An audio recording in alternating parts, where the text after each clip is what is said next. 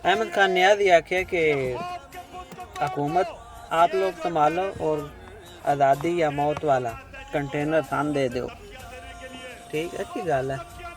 तो एक होर भी चीज़ बहुत ज़्यादा MPA MNA जेह्ड़े इन्हों बकवास कर रहे हैं। वीडियो सारी PTI की क्यादत वास्ते ही है, हुकूमत के खिलाफ नहीं है। वो बकवास कर रहे हैं कि अहमद खान नियाज़ी तो पंजाब दा तो पंजाब जाए उत्थों तो शुरू करे।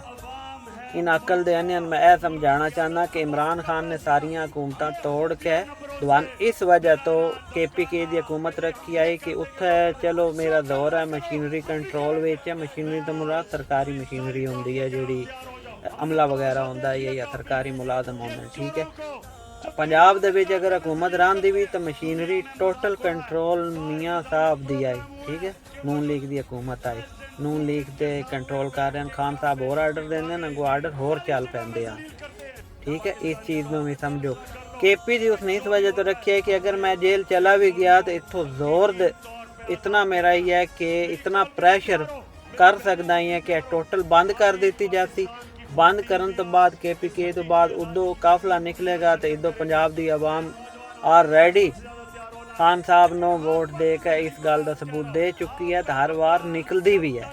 ये बकवास करने बंद कर दो, ये पंजाबी नहीं निकलते, फलाने नहीं निकलते, आवाम निकलती है लीडरशिप के सिरा उत्ते।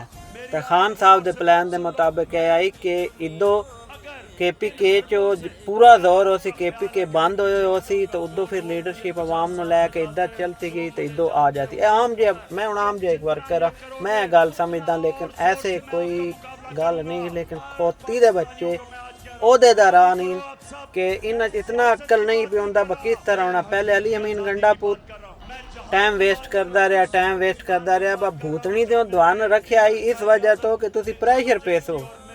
ठीक है उस बाद आ गया जनाब सुहेल अफरीदी बड़ी तकरीर की आवाम आके हाला ला असी तो सीधा कि भाई करेगा तो मनांगे। ठीक है टोटल ड्रामा उल्टा उस बेचारे दियां भैणां उत्था के होर कोई ना बाबा तो भैणां तो होना होंदा ना। टोटल उसदियां भैणां उसदी फैमिली उत्ते आई है मुलाकात नहीं होने देंदे पे। इन्होंने अपनी तौफीक नहीं पी होंदी उन्होंने किदों करान दे सन।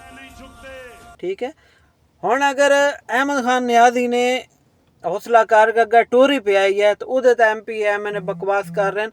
यार सारे MPA MNA जितने भी हैं तहरीक इंसाफ दे अगर रल के टुर भी पैन ना तो किसी की जरूरत नहीं होनी बा इन्हें रोक सके।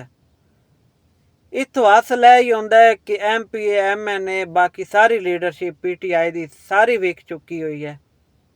अगर एक वर्कर निकल रहा है तो वर्कर की सपोर्ट करनी चाहिए है।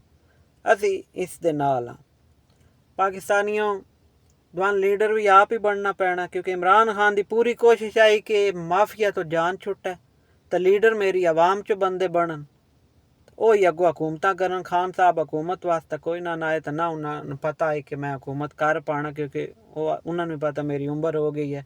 आखिरकार मैं इन्हें लीडर बना के अपने अगले राह अच्छे करके निकल जा सा गया। ठीक है लेकिन शर्म सन नहीं आ रही।